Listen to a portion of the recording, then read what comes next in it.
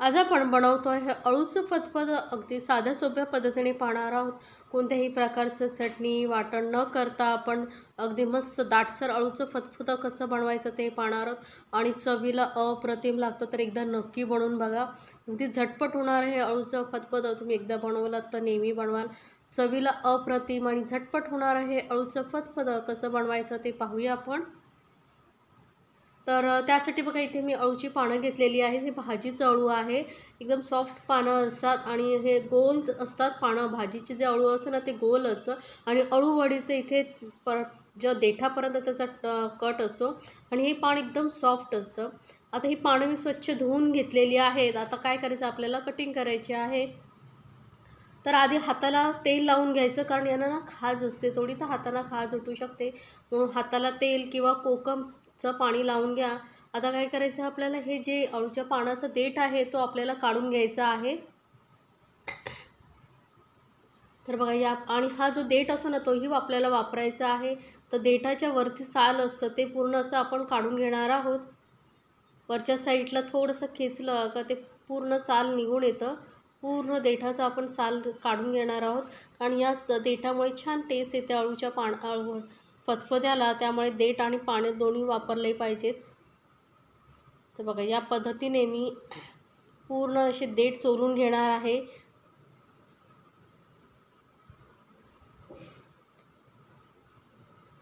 तर अजून मी दाखवते तुम्हाला, बघा अगदी फक्त देठाकडचा भाग तोडून घ्यायचा आपल्याला। आपण जसं अळूवडीना पूर्ण पानाचे देठ वगैरे काढतो तसं काढायची काही गरज नाही आहे आणि फक्त देठाकडचे आपल्याला देठाचं जे साल आहे ते काढून घ्यायचं आहे। हे साल काढून घेणं खूप गरजेचं आहे, कारण मग त्यामुळे कटिंग करता येणार नाही आणि खाताना आपल्याला ते साल लागेल, त्यामुळे ते साल काढून घ्यायचं आहे।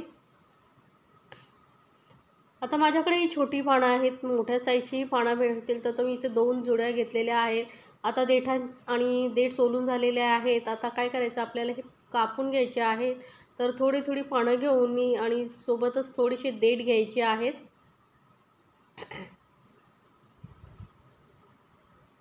तर ह्या पानांमध्ये मी थोडेसे देठ घेणार आहे, म्हणजे दोन्ही एकसाथ कापता येईल आणि मस्त असे बारीक बारीक आपल्याला कापून घ्यायचं आहे। तर मस्त अशी दाटसर अशी ही आपली अळूचं फतफद तयार होतं। कोणत्याही प्रकारचं वाटण आपण घातलेलं नाही आहे, थोडं बारीक बारीकच कट करायचं, कारण आपल्याला याला मिक्सरला वगैरे फिरवायचं नाही। अगदी झटपट होणारं मी अळूचं फतफद तुम्हाला दाखवते आहे। अळूची पातळ भाजी कुठल्याही भाताबरोबर किंवा पोळीबरोबर अप्रतिम लागते। तर बघा मस्त असे आपलं हे बारीक असं आपण हे पानं सर्व मी कापून घेते। आता पानं मी सर्व कापून घेतल्यानंतर कुकरच्या डब्यामध्ये घालून घेतलेली आहेत, पूर्ण वरपर्यंत भरलेलं आहे। ते थोड्या जसं शिजत जाईल तसं खाली बसत जाईल। आता यामध्ये आपल्याला अर्धा ग्लासच पाणी घालायचं आहे। जास्त पाणी घातलं तर पाणी हे आपलं अळूचं फतफद आहे जे पातळ होऊ शकतं। गरज वाटली तर आपण नंतर घालू आणि अर्ध्या ग्लासामध्येही मस्त अळू शिजून येतं पानं।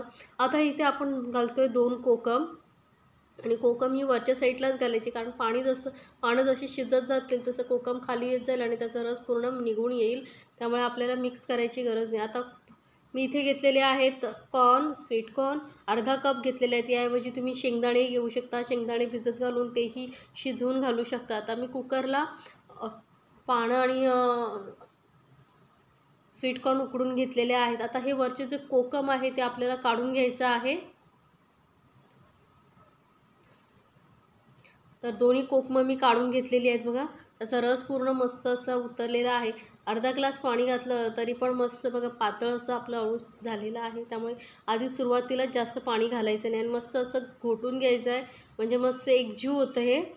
तर मिक्सरला लावायची अजिबात गरज नाही, या पद्धतीने ही पातळ कापून तुम्ही हे केलात तरी मस्त असं मिक्स होतं अळू। आता आपण चालूया गॅसकडे। तर गॅसवरती मी मोठी कढई ठेवली आहे, त्यामध्ये 2 चमचे तेल घेतले। त्यानंतर इथे 5-6 लसणाच्या पाकळ्या एकदम बारीक करून घालायचे, किसून किंवा चिरून पेस्ट नाही घालायचे, कापूनच घालायचे, ते छान टेस्ट येते। सोबतच 4 हिरव्या मिरच्या मी बारीक चिरून घेतले, थोडीशी कढीपत्त्याची पानं घेतलेली आहेत आणि इथे एक छोट्या साईजचा ना मी कांदा घेतलेला आहे, अगदी छोट्या साईजचा कांदा घेतलेला आहे, कापून घेतलेला आहे। आता हे कांदा, लसूण, मिरच्या आपल्याला मस्त असं भाजून घ्यायची आहे. थोडं तेलावरती छान असं परतलं गेलं पाहिजे, म्हणजे त्याचा पूर्ण फ्लेवर जो आहे तेलामध्ये उतरला पाहिजे. इथे आपल्याला कुठल्याही प्रकारचं वाटण किंवा चटणी घालायची नाही आहे, तरी मस्त असं दाटसर अळू आपण बनवणार आहोत. तर इथे मी पाव चमचा एवढं हिंग घालते आहे, छान चव येते. तर परत आपण हे व्यवस्थित भाजून घेणार आहोत. मी दाखवलेल्या रेसिपी जर तुम्हाला आवडत असतील तर चॅनलला लाईक्स, कमेंट्स आणि सबस्क्राईब करायला विसरू नका. सोबतच बेल आयकॉनवरती क्लिक करा, म्हणजे माझ्या नवीन रेसिपीची नोटिफिकेशन लगेचच तुमच्यापर्यंत पोहोचेल.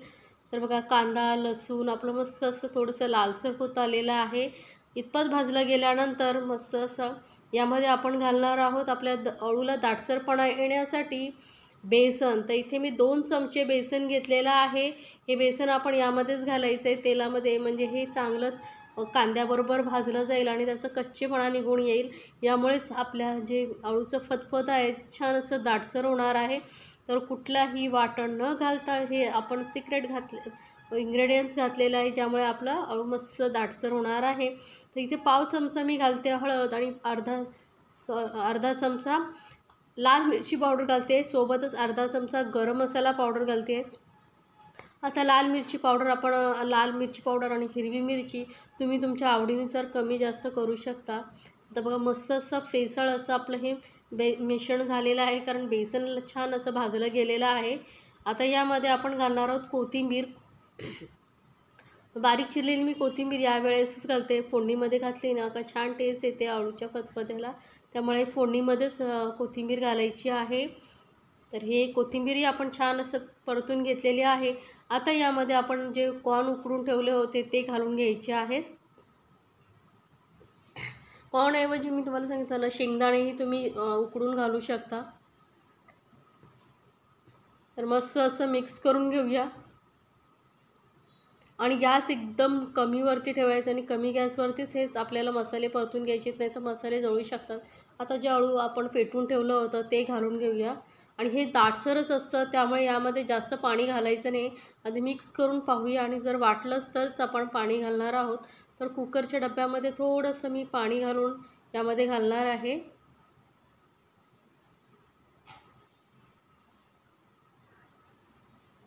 बघा, कुकरच्या डब्यामध्ये अगदी थोडंसं पाणी घातलेलं आहे.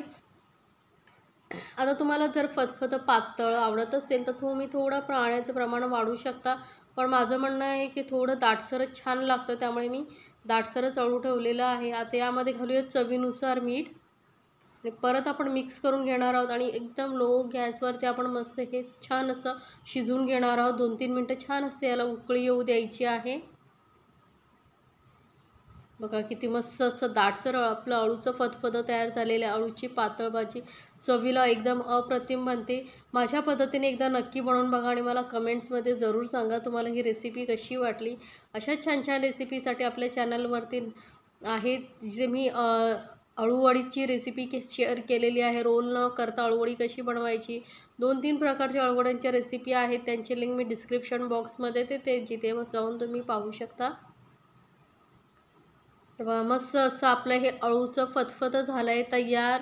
तर तुम्हाला ही रेसिपी कशी वाटली मला कमेंट्समध्ये जरूर सांगा आणि रेसिपी आवडली तर चॅनलला लाईक्स, कमेंट आणि सबस्क्राईब करायला विसरू नका. सोबतच तुमच्या फ्रेंड सर्कलमध्येही शेअर करा, म्हणजे त्यांनाही या रेसिपीचा आनंद घेता येईल. किती मस्त असं दाटसर चविष्ट असं आपलं अळूचं फतफद आहे तयार.